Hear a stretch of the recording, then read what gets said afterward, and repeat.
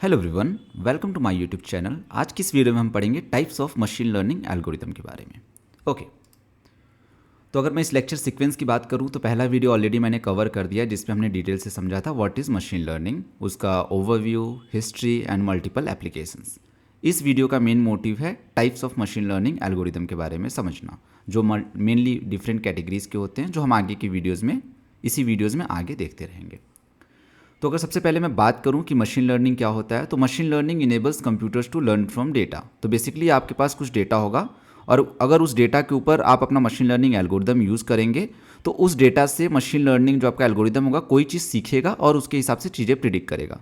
इसको एक सिंपल आप एक तरीके से समझो अपने एक दिमाग की तरह कि आप as a human different type की चीज़ें देखते हो, बहुत सारी चीज़ें अपने आसपास देखते हो और उससे कुछ चीज़ें सीखते हो। तो सिमिलर काइंड ऑफ होता है हमारा मशीन लर्निंग एल्गोरिदम्स। ठीक है, ये कई कैटेगरीज के होते हैं, जैसे एक सुपरवाइज्ड हो गया, अनसुपरवाइज्ड हो गया, सेमी सुपरवाइज्ड हो गया और रीइंफोर्समेंट लर्निंग हो गया। ठीक है, तो ये जो चार टाइप के कैटेगरीज हैं इसी को आप कह सकते हैं कि types of machine learning algorithms होते हैं। ठीक है, तो कौन से वो चार टाइप्स हैं? सुपरवाइज्ड, अनसुपरवाइज्ड, सेमी सुपरवाइज्ड और रीइंफोर्समेंट लर्निंग। ठीक है, तो ये जो चारों टाइप होते हैं, हर टाइप एक डिफरेंट काइंड ऑफ सिनेरियो के लिए एप्लीकेबल होता है या डिफरेंट टाइप का प्रॉब्लम सॉल्व करता है। ठीक है, तो अभी आगे अब हम डिटेल में देखते हैं कि डिफरेंट टाइप के जो एल्गोरिदम्स के कैटेगरीज हैं ये बेसिकली क्या होते हैं। तो सबसे पहले मैं बात करता हूँ सुपरवाइज लर्निंग के बारे में। तो supervise learning uses label data for training. पुराने वीडियो में ऑलरेडी मैंने एक्सप्लेन किया था लेबल डेटा का मतलब क्या होता है। ठीक है, तो लेबल डेटा का सिंपल सा क्या मतलब होता है कि जैसे लेट से आपको कोई चीज़ दी गई है। ठीक है, लेट से फॉर एग्जाम्पल आपके सामने ये चीज़ दी हुई है। ठीक है, और इसको बोला गया कि ये फुटबॉल है, तो ये इसका लेबल हो गया। लेबल मतलब जब कोई चीज़ आप देख रहे हो तो वो बेसिकली है क्या। ठीक है, अगर फॉर एग्जांपल अगर आपको एक घर दिया गया तो इसके सामने अगर आपको ये बोल दिया जाए कि ये घर है ना, तो ये इसका लेबल हो गया। ठीक है, या फॉर एग्जांपल मैंने आपको एक ऐसे डिजिट टाइप का लिख दिया और इसके सामने आप बता रहे हो कि अच्छा ये 9 लिखा हुआ है ना, 9 NINE, तो ये क्या हो गया? एक लेबल हो गया। तो ये कहने का मेरा मतलब होता है लेबल। अगर लेबल नहीं करने का क्या मतलब है कि ये जो चीज़ें हैं ना, 9, फुटबॉल, होम, जब ये हमें ना पता हो तो उसको हम कहते हैं अनलेबल्ड। ठीक है, सो आई होप आपको समझ में आ गया होगा लेबल्ड और अनलेबल्ड क्या होते हैं। अब चलिए आगे बढ़ते हैं। तो सुपरवाइज लर्निंग बेसिकली क्या करता है, जब वो ट्रेनिंग हम करते हैं तो उसमें लेबल डेटा करता है, यानी जो भी आप एग्जाम्पल देंगे एग्जाम्पल के साथ आपके पास डेटा में ये भी रहेगा कि अच्छा ये एग्जाम्पल क्या डिनोट कर रहा है। लाइक फुटबॉल डिनोट कर रहा है, एप्पल डिनोट कर रहा है, ऑरेंज डिनोट कर रहा है, वो क्या डिनोट कर रहा है, वो चीज़ें हम ट्रेनिंग के समय यूज़ करेंगे। ठीक है, तो इसके एप्लीकेशंस की बात करें तो प्रिडिक्टिव मॉडलिंग डेफिनेटली, जैसे अगर आपको एक फ्रूट दे दिया गया, फ्रूट को देख के बताने को बोल दिया कि बताओ ये एप्पल है या ऑरेंज है, तो वो प्रिडिक्टिव मॉडलिंग हो गया। ठीक है, and then spam detection. Spam detection basically let's say आप जीमेल अकाउंट यूज़ करते हो, तो अगर जीमेल अकाउंट में आपके पास कोई ईमेल आया, अब उसमें से आप बताओ कि यार ये स्पैम है या रियल है, तो ये एक तरीके से क्लासिफिकेशन प्रॉब्लम हो गया। तो ये भी आता है आपके सुपरवाइज लर्निंग में। क्यों?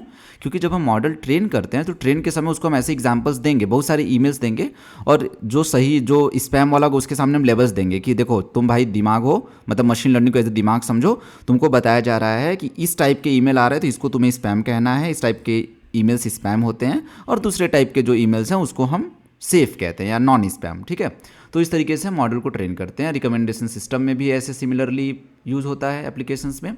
एग्जांपल्स में वही ईमेल स्पैम डिटेक्शन जैसा कि मैंने आपको बताया, और हाउस प्राइस प्रिडिक्शन पास्ट में पुराने वीडियोस में मैंने ऑलरेडी कवर किया, बट सिंपल सा आप ये समझो कि हाउस के बारे में कुछ इन्फॉर्मेशन दे दी गई कि घर का साइज ये है, घर का कलर ये है ना, घर इस लोकेलिटी में है, उसके हिसाब से बताओ कि इसका प्राइस कितना होगा। तो वो हाउस प्राइस प्रिडिक्शन, ये भी सुपरवाइज लर्निंग का एक एप्लीकेशन से आपको एक एग्जाम्पल है। ठीक है, चलो अब एक एग्जाम्पल के थ्रू देखते हैं, मतलब थोड़ा ग्राफिकल व्यू में समझा दो। जैसे लेबल डेटा का मतलब क्या है, जैसे कुत्ता है डॉग, तो इसके आगे लेबल लिखा रहेगा कि ये डॉग है, कि ये डॉग। ठीक है, ये कैट है तो इसके सामने दिखा रहेगा कि ये कैट है। तो ये जो टेक्स्ट लिखा हुआ है ना कैट, मतलब लेबल देना, किसी को बताना कि अच्छा इसको कैट कहते हैं, इसको डॉग कहते हैं।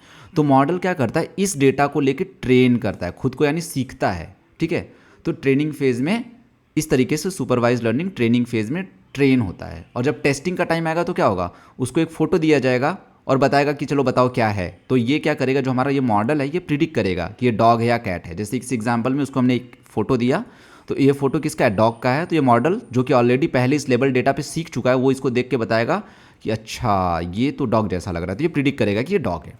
ठीक है, सो आपको समझ में आ गया होगा सुपरवाइज लर्निंग क्या होता है। सुपरवाइज लर्निंग के भी देखो कुछ टाइप्स होते हैं, क्लासिफिकेशन होता है, एक रिग्रेशन होता है। ज़्यादा डिटेल में नहीं जाऊँगा, आने वाले सारे वीडियोज़ में हम अच्छे से समझेंगे। बट क्लासिफिकेशन का सिंपल सा मतलब होता है ये बेसिकली डेटा को कई सारे क्लासेस में बोले करेगा। जैसे ये प्रीवियस एग्जाम्पल में हम देखें, जैसे कोई फोटो दे दिया गया, उसमें बताओ कि बिल्ली है, कुत्ता यानी कैट है या डॉग है, ये प्रिडिक्ट करो, तो ये क्लासिफिकेशन प्रॉब्लम हो गया। ठीक है, अगर इसकी जगह पे ये चीज़ होता कि हाउस प्राइस प्रिडिक्ट करो, यानी एक कंटिन्यूअस वैल्यू प्रिडिक्ट करना है कि 10 होगा, 20 होगा, 30 होगा, 40 होगा या 32.3 होगा, इस टाइप के अगर कंटिन्यूअस वेरिएबल हमें प्रिडिक्ट करना है तो उसको हम कहते हैं रिग्रेशन प्रॉब्लम। ठीक है, सो आई होप ये बेसिक हल्का सा आइडिया लग गया होगा कि क्लासिफिकेशन क्या होता है और रिग्रेशन क्या होता है। नेक्स्ट आता है जो अपना टाइप होता है वो होता है अनसुपरवाइज लर्निंग। तो अनसुपरवाइज लर्निंग क्या होता है, बेसिकली ये जो डेटा के अंदर हमारे पैटर्न्स होते हैं ना उसको फाइंड आउट करने के काम आता है। ये अभी तक जैसे सुपरवाइज में हमने क्या देखा, हमने देखा कि इसको हम लेबल प्रोवाइड करते हैं, लेकिन अनसुपरवाइज में हम लेबल नहीं प्रोवाइड करते हैं। ये बस डेटा देखेगा, उसमें से कुछ इंपॉर्टेंट पैटर्न फाइंड आउट करेगा कि अच्छा ये क्लोज है, ये दूर है, इस टाइप की चीज़ें। ठीक है, तो इसके एप्लीकेशंस क्या है, क्लस्टरिंग हो गया, एनोमली डिटेक्शन हो गया या एसोसिएशन हो गया। ठीक है, एग्जाम्पल्स में जैसे मार्केट बास्केट एनालिसिस या कस्टमर सेगमेंटेशन। तो कस्टमर सेगमेंटेशन में जैसे ऐसे समझो कि आपके पास बहुत सारे यूज़र्स हैं। ठीक है, बहुत सारे यूज़र्स को देखने के बाद, उनके बहुत सारे प्रॉपर्टी देखने के बाद आपको कुछ चीज़ें आइडेंटिफाई करना है कि अमीर कस्टमर कौन से हैं। अमीर इन द सेंस लेट से मिनिमम बैलेंस 10,000 के ऊपर वाले कौन से कस्टमर हैं, मिनिमम बैलेंस 5,000 के नीचे वाले कौन से कस्टमर्स हैं। इस टाइप वाले कुछ पैटर्न्स फाइंड आउट करो, इससे तुम डिफरेंट कस्टमर्स के बकेट्स बनाओ, तो वो कस्टमर सेगमेंटेशन में आप समझ सकते हो। ठीक है, तो इसमें कोई लेवल नहीं दिया गया कि अच्छा ये अमीर है या गरीब है, वो बेसिकली यूजर्स के बिहेवियर को देख के उसमें से कुछ इंपॉर्टेंट पैटर्न आइडेंटिफाई करके आइडेंटिफाई कर रहा है कि वो कस्टमर किस बास्केट में आता है। तो इसका चलो एग्जांपल देख लेते हैं। जैसे मान लो कि ये इमोजीज हैं। ठीक है, डिफरेंट काइंड ऑफ इमोजीज, जैसे गुस्सा वाला है, ये ऐसे है, ये ऐसे। ये किसी को नहीं बताया गया कि अच्छा ये खुश वाले हैं, ये कैसे हैं। तो यहाँ पे क्लस्टरिंग क्या कर रहा है, मेनली 3 ग्रुप बना रहा है, एक ये वाला ग्रुप, एक ये वाला ग्रुप और एक हरा वाला ग्रुप। ये किस बेसिस पे बना रहा है, उनका प्रॉपर्टी जितना एक दूसरे से सिमिलर, जैसे लाल वाले का देखो सारा प्रॉपर्टी आपस में सिमिलर है तो उसको एक क्लस्टर बना दिया। ये ऑरेंज वाले की काफ़ी प्रॉपर्टी क्लोज क्लोज नजर आ रही है तो उसको एक ग्रुप बना दिया। ये ग्रीन वाले की थोड़ा प्रॉपर्टी सिमिलर टाइप की नजर आ रही है तो उसको एक अलग ग्रुप बना दिया। तो इस तरीके से क्लस्टरिंग करा। यहाँ पे कोई लेवल नहीं दिया गया है, वो सिर्फ क्लस्टर किया होगा कि ये सिमिलर टाइप के लोग हैं, ये सिमिलर टाइप के लोग हैं, ये सिमिलर टाइप के लोग हैं। उसे नहीं पता कि ये खुश लोग हैं, ये बहुत ही गुस्सा लोग हैं और ये थोड़े दुखी लोग हैं। उसको ये सब नहीं मतलब, उसको सिंपल सा मतलब है कि ये इस टाइप के लोग एक जैसे हैं, इस टाइप के लोग एक जैसे हैं, इस टाइप के लोग एक जैसे हैं। ठीक है, सो अनसुपरवाइज्ड लर्निंग अच्छे से आपको आइडिया लग गया होगा बेसिकली करता क्या है। तो इसके भी कई टाइप्स होते हैं। जैसे सुपरवाइज्ड में हमने देखा कि क्लासिफिकेशन रिग्रेशन होता है, वैसे अनसुपरवाइज्ड में अपने पास क्लस्टरिंग हो गया।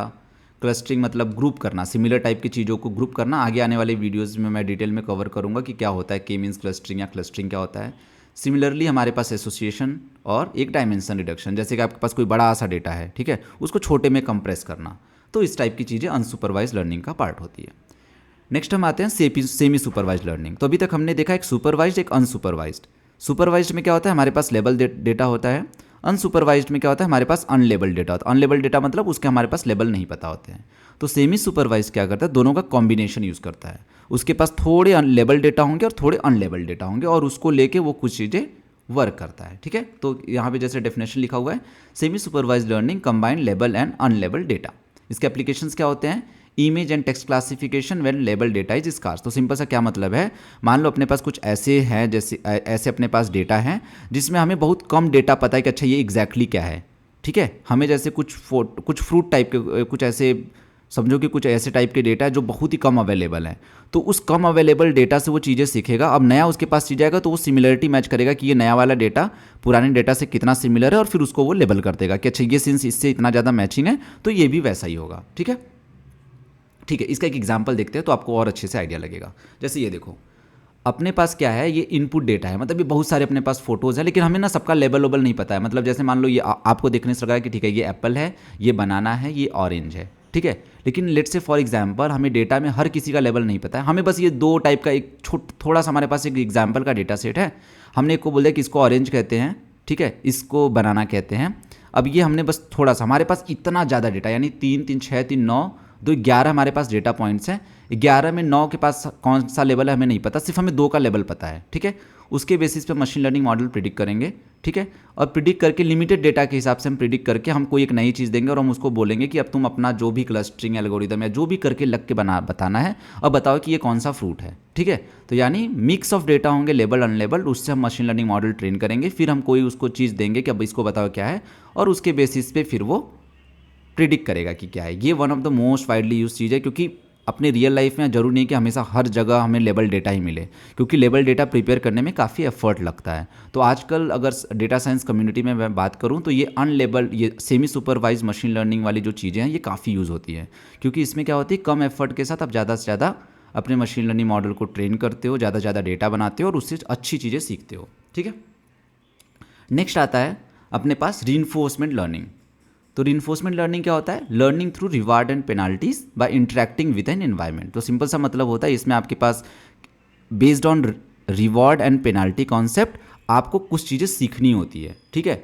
आप ऐसे सोचो कि जैसे एक बच्चा है, उसे चलना सीखना है, ठीक है। वो चलना स्टार्ट करेगा, गिरेगा, उसे गिरेगा तो उसे चोट लगेगा, तो वो सोचो कि वो उसके लिए पेनल्टी है, तो वो बार बार क्या कोशिश करेगा कि यार मैं जब चलते रहता हूँ तो मुझे चोट नहीं लगनी चाहिए, मतलब उसे गिरना नहीं चाहिए। तो धीरे धीरे धीरे धीरे करते करते वो सीखता है।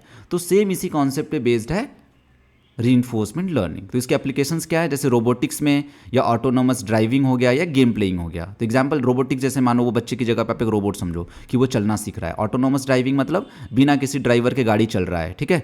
वो भी गलतियों से सीखेगा, हो सकता है पहली बार गया कहीं ठोक दिया कोई गाड़ी, फिर दूसरी बार कहेगा कि नहीं ये तो गड़बड़ चीज़ है, यहाँ पे मुझे पेनल्टी लग रही है, ऐसी चीज़ें, तो वो अगली बार अवॉइड करेगा। तो धीरे धीरे करते करते चीज़ें वो सीखता रहता है, ठीक है। नेक्स्ट इसका एग्जांपल देखते हैं, जैसे ये देखो रोबोट, ये रेफरेंस है कि इसको एग्जैक्टली ऐसा करना, और ये सिमुलेशन है कि कैसे करेगा। पहले स्टार्टिंग में, जैसे फॉर एग्जांपल यहाँ स्टार्टिंग में देखो पहले गिर गया, ठीक है, ये अब सेकेंड टाइम फिर धीरे धीरे कोशिश करेगा, ठीक है। धीरे धीरे कोशिश करते अभी धीरे धीरे देखो अभी उस तरीके से फ्लिप नहीं कर पा रहा, अब देखो काफ़ी टाइम करने के बाद अब ये फ्लिप भी कर गया। तो इस तरीके से रीइंफोर्समेंट लर्निंग होता है, इस तरीके से धीरे धीरे पेनल्टी एंड रिवार्ड के कॉन्सेप्ट पे चीज़ें वो लर्न करता रहता है, ओके।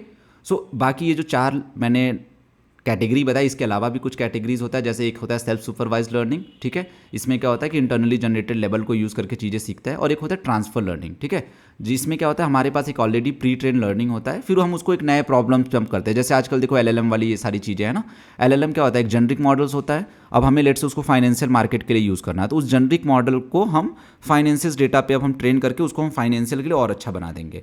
तो उसको भी एक तरीके से हम कह सकते हैं कि ट्रांसफर लर्निंग का है, ठीक है। आगे की वीडियोज़ में और डिटेल में समझेंगे कि सेल्फ सुपरवाइज लर्निंग क्या होता है, ट्रांसफर लर्निंग क्या होता है। सो आई होप आपको अच्छे से आइडिया लग गया होगा कि types of machine learning algorithms क्या होते हैं, किस तरीके से वर्क करते हैं। आगे आने वाली वीडियोस में हम सारे एल्गोरिदम्स को काफ़ी डिटेल में समझेंगे। अगर आपके पास कोई भी डाउट्स है तो आप कमेंट सेक्शन में मुझसे पूछ सकते हो, या आप मुझे ईमेल सेंड कर सकते हो anup.studyzone@gmail.com पे। आप उससे लिंक्डइन पे भी कनेक्ट हो सकते हो। Thank you for watching this video, do like and subscribe us. Thank you.